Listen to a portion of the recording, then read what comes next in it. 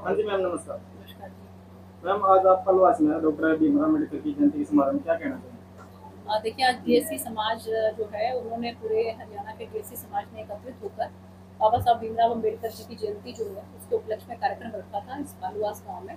और जिसमें हमारे हरियाणा राज्य में मंत्री अरविंद शर्मा जी भी उपस्थित थे और इसके साथ साथ हमारे वाइस चांसलर रहे विजय जी और धर्मवीर डावला जी जो हैं, जो कि इसके सभी डीएससी समाज के संगठन के अध्यक्ष हैं, उन्होंने इस कार्यक्रम का आयोजन किया था।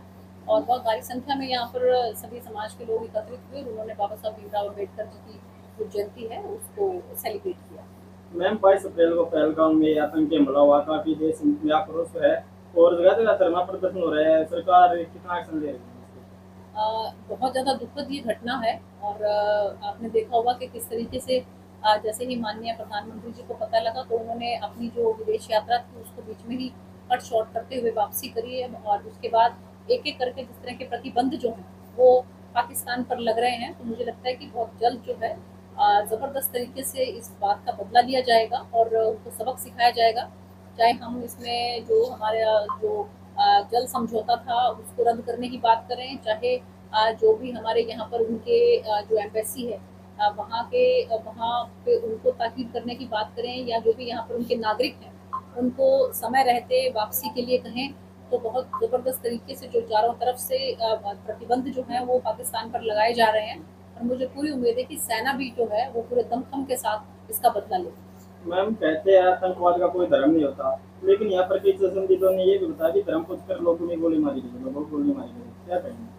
देखिए ऐसा है कि आतंकवादी जो होते हैं वो क्या मंशा लेकर, क्या सोच लेकर जो है वो किसी भी कार्य को, किसी भी इस तरह की घटना को अंजाम देते हैं। तो मुझे लगता है कि उनके पीछे उनके कोई बहुत बड़ी योजनाएं जो हैं वो रहती होंगी। लेकिन मैं आपको विश्वास दिलाती हूँ कि हमारी सरकार, माननीय प्रधानमंत्री जी और हमारी सेना जो है वो पूरी सक्षम है और इसका ज़बरदस्त तरीके से बदला लिया जाएगा, उनको सबक सिखाया जाएगा। नेताजी जो विपक्ष है, कहीं ना कहीं ये भी आरोप लगा रहा है कि समझाई की जो कहीं ना कहीं सुरक्षा में चूक भी दिखाई दे रही है। क्या कहना मैं कहना चाहेंगे? देखिए धारा 370 हटने के बाद से जिस तरीके से कश्मीर के नागरिक जो हैं वो एक मुख्य धारा में आ गए थे और वहाँ पर ज़बरदस्त तरीके से पर्यटन चल रहा था और वहाँ पर जो है बहुत तरक्की हो रही थी, तो बहुत से जो आपको मालूम ही है कि जो दुश्मन होते हैं देश के उनको ये बर्दाश्त नहीं होता और इसलिए इस तरह की दुर्घटनाओं को अंजाम दिया जाता है। लेकिन मैं आपको विश्वास दिलाती हूँ कि ज़रूर सख्त कार्रवाई होगी और भरपूर बदला लिया जाएगा।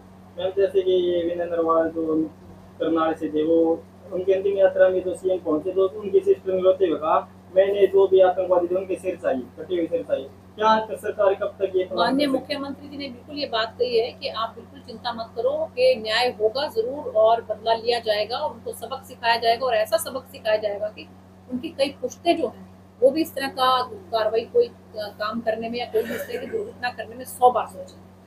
जो आजकल के सरकारी स्कूलों में अगर आप ये हालात देखोगे तो बच्चों की संख्या लगातार गिर रही है। जैसे पहले क्लास में 30 से 40 बच्चे होते थे, आज पूरे स्कूल में 70 से 80 बच्चों की ट्रेंड रह चुकी है। इसके पीछे क्या कारण है? और दूसरी तरफ आप प्राइवेट देखोगे तो भरमार बच्चों की भरमार है, पढ़ाई की भरमार है। क्या कहना चाहिए? कहीं ना कहीं चूक नजर आ रही है सरकार की भी। आपका क्या कहना है? नहीं, सरकार की जो नई नीति है उसमें तो देखिए कि एजुकेशन की तरफ बहुत ज़्यादा सरकार का ध्यान है और ये हमारी भी कोशिश रहती है एक सांसद होने के नाते। जहाँ कहीं पर भी मेरे इलाके में मुझे जहाँ कहीं पर भी किसी भी गांव में कहा गया उस स्कूल को हमने अपग्रेड कराने की पूरी पूरी कोशिश की और बहुत से स्कूल हमने अपग्रेड करवाई हुई।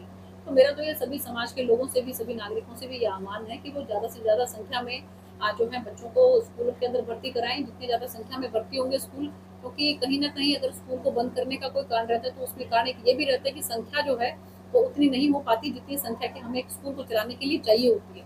तो अगर ज़्यादा से ज़्यादा संख्या में वहाँ पर बच्चे जो है वो भर्ती होंगे तो स्कूल को बंद करने की नौबत नहीं आएगी। मैम, यहाँ पर वाणी हल्के से गाँव जताई का एक लड़का गोल्ड मेडल जीत करके लाया वहाँ पर नेपाल से।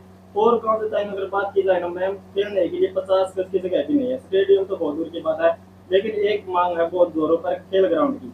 कितना प्रयास रहेगा सरकार का? विधायक जी से भी हम गाँव करवा चुके हैं, हमारे चैनल के माध्यम से भी और सामाजिक तौर पर भी। देखिए आपके माध्यम से मैं विधायक जी से भी बात करूंगी और इस बात को लेकर माननीय जो हमारे मंत्री हैं, खेल मंत्री, उनसे भी इसके बारे में बात करेंगे और ज़रूर, क्योंकि ये इलाका जो है ये तो खेलों के लिए वैसे भी बहुत ज़्यादा प्रसिद्ध है। तो मुझे उम्मीद है कि यहाँ पर ज़रूर खेलों के लिए कोई ना कोई स्टेडियम जो है वो सरकार की तरफ से बनाया जाए। मैम, प्रतिभा विकास मंच के भी हम देख रहे थे यार, डॉक्टर रविंद्र शर्मा के पास बहुत अच्छी टीम वर्क कर रही है।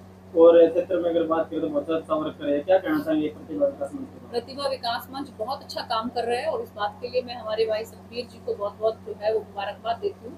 और खासकर यहाँ पर भिवानी की जो टीम है बहुत अच्छी टीम है। वैसे तो पूरे हरियाणा में ही नहीं बल्कि पूरे हिंदुस्तान के अंदर प्रतिभा विकास मंच की जो है वो टीम है। और समय समय पर जो भी हमारे प्रतिभाशाली बच्चे हैं, चाहे वो खेल के मैदान में हों चाहे वो पढ़ाई में हों, उनको हम लोग सम्मानित करते रहते हैं। और आने वाले समय में भी मई के अंदर हम बहुत जल्द जो है दिल्ली में एक बहुत बड़ा कार्यक्रम करेंगे, जिसमें कि हमें जो हमारी प्रतिभाएं हैं समाज की जो अच्छा काम कर रही है उनको हम वहाँ पर सम्मानित करेंगे। में? मैम, जो गरीब बच्चे हैं जो धन की कमी से पढ़ नहीं पाते, उनको क्या आश्वासन देते हैं आप अपने प्रतिभा विकास मंच की तरफ से? बिल्कुल हमारे साथ जो है बहुत बड़ी बड़ी हस्तियां जुड़ी हुई हैं, तो हम लोग ज़रूर इस बात का विश्वास दिलाते हैं कि जो बच्चे नहीं सक्षम हैं उनके माँ बाप उनको पढ़ाने में या कि उनको आगे बढ़ाने में, तो हम लोग हर तरीके से उनकी मदद करेंगे और उनको आगे बढ़ाएंगे। धन्यवाद।